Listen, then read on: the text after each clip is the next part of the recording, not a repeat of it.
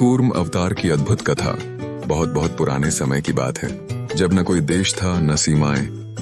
सिर्फ देवता और असुर ही सृष्टि के मुख्य जीव थे। देवता धर्म के मार्ग पर चलते थे और असुर अधर्म के। लेकिन एक समय ऐसा आया जब देवताओं की शक्ति बहुत कमजोर पड़ गई। वे थक चुके थे, थकता से बरबटे दुर्बल हो गए थे और उनका तेज भी जाता रहा था। सब कुछ अस्त व्यस्त हो रहा था।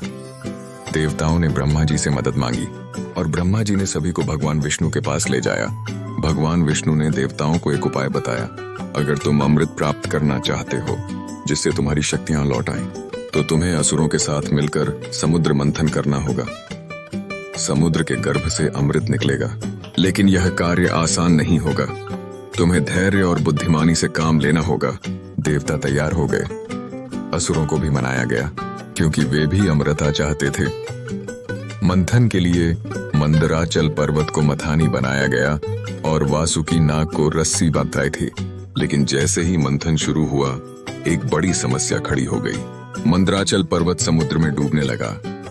वह बहुत भारी था और उसे कोई सहारा नहीं दे पा रहा था। तब सब घबरा गए। मंथन रुक गया।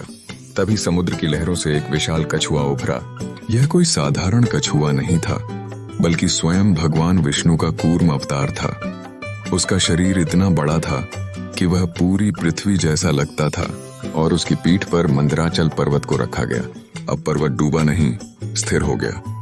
वासुकी नाग को लपेटकर देवता और असुर मिलकर मंथन करने लगे। एक ओर देवता खींचते, दूसरी ओर असुर। समुद्र मंथन से एक एक करके कई अद्भुत चीजें निकली। कामधेनु गाय, ऐरावत हाथी, कौस्तुभ मणि, लक्ष्मी देवी और अंत में अमृत कलश। पर जैसे ही अमृत निकला, असुरों ने उसे छीनने की कोशिश की। देवता परेशान हो गए। इतना कठिन परिश्रम करने के बाद अगर अमृत असुरों के हाथ लग गया तो सब व्यर्थ हो जाएगा।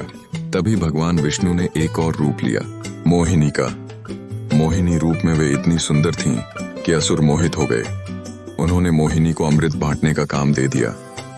मोहिनी ने चालाकी से देवताओं को अमृत पिला दिया और असुर देखते ही रह गए। इस तरह भगवान विष्णु ने अपने कूर्म अवतार से समुद्र मंथन को सफल बनाया और देवताओं को शक्ति लौटाई। इस पूरी घटना के दौरान भगवान की पीठ पर मंदराचल लगातार घूमता रहा, लेकिन भगवान अडिग रहे, शांत, स्थिर और सहनशील। सीख यह कथा हमें सिखाती है कि जीवन में जब कोई बड़ा कार्य करना हो तो अकेले नहीं, मिलकर काम करना चाहिए। साथ ही जब कठिनाई आए तो हमें धैर्य, सहनशीलता और समझदारी से काम लेना चाहिए। भगवान कूर्म की तरह अगर हम भी जिम्मेदारी से दूसरों का सहारा बने, आगे है तो कोई भी कार्य असंभव नहीं रहता।